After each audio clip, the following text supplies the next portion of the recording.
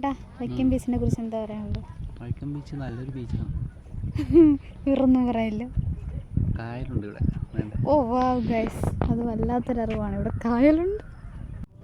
നമ്മൾ വൈക്കംകാർക്കും സ്വന്തമായിട്ട് ബീച്ചുണ്ട് ഗൈസ്. കായലോര ബീച്ചാണെന്നേ ഉള്ളൂ, പക്ഷെ നമ്മളിതിനെ ബീച്ചെന്നാണ് പറയുന്നത്. പലരും എൻ്റെ ഫ്രണ്ട്സൊക്കെ എന്നെ പണ്ട് കളിയാക്കിയിട്ടുണ്ട്, ബീച്ചെന്ന് വെച്ചാൽ കടലിൻ്റെ തീരമല്ലേ എന്നൊക്കെ. പക്ഷേ ഇതാണ് നമ്മുടെ ബീച്ച്, കായലോര ബീച്ച്. ഓക്കെ, അപ്പോൾ അവിടെ പോയപ്പോഴത്തേക്ക് ഞാൻ ചുമ്മാ എക്സ്പ്രഷൻ ഇട്ട് നടക്കാൻ ശ്രമിച്ചതാണ്, പാളിപ്പോയി.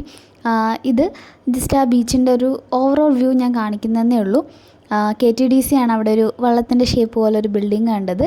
അതിന് ഇവിടെ ഇരിക്കാനായിട്ട് ബെഞ്ചും കാര്യങ്ങളൊക്കെ കൊടുത്തിട്ടുണ്ട്. പിന്നെ ആ കാണുന്ന ബോട്ടിലൊരെണ്ണം ഇന്ത്യയിലെ തന്നെ ആദ്യത്തെ സോളാർ ബോട്ടാണ് കേട്ടോ. ഇവിടെ ഇരിക്കാനായിട്ട് കുറേ ബെഞ്ചൊക്കെ ഇട്ടിട്ടുണ്ട്.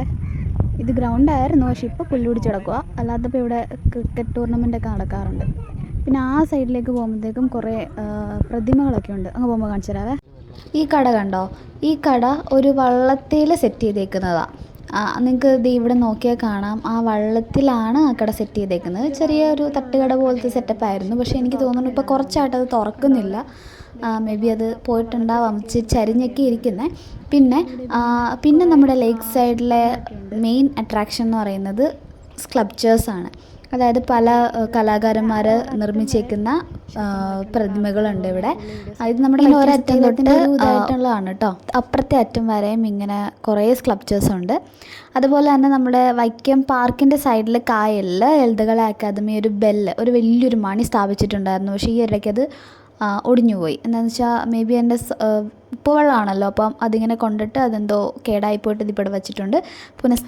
നേരെ ഞങ്ങൾ ഫുഡ് അടിക്കാനായിട്ട് വൈക്കത്ത് തന്നെ ഉമാമിയിലേക്കാണ് പോയത്. അവിടുത്തെ മെയിൻ എനിക്ക് ഏറ്റവും ഇഷ്ടം കുഴിമന്തിയാണ് കേട്ടോ. എനിക്ക് എൻ്റെ ഇപ്പോഴത്തെ ആ വൈക്കം ഏരിയയിലുള്ളതിൽ ഫേവറേറ്റ് കുഴിമന്തി ഈ ഉമാമിയിലെയാണ്. ഞാൻ മന്തിയും അൽഫാം മന്തിയും അതേപോലെ തന്നെ വിശാട്ടൻ ബിരിയാണിയാണ് പറഞ്ഞത്. പിന്നെ ഞങ്ങൾ അവിടെ നിന്ന് കഴിച്ചു, പെട്ടെന്ന് ഇറങ്ങി. ഇത്രയേ ഉള്ളൂ അപ്പോൾ വീഡിയോ. എല്ലാവരും സപ്പോർട്ട് ചെയ്യണം, അതുപോലെ ചാനൽ സബ്സ്ക്രൈബ് ചെയ്യണം, കൂടെ ഉണ്ടാവണം. Okay, thank you.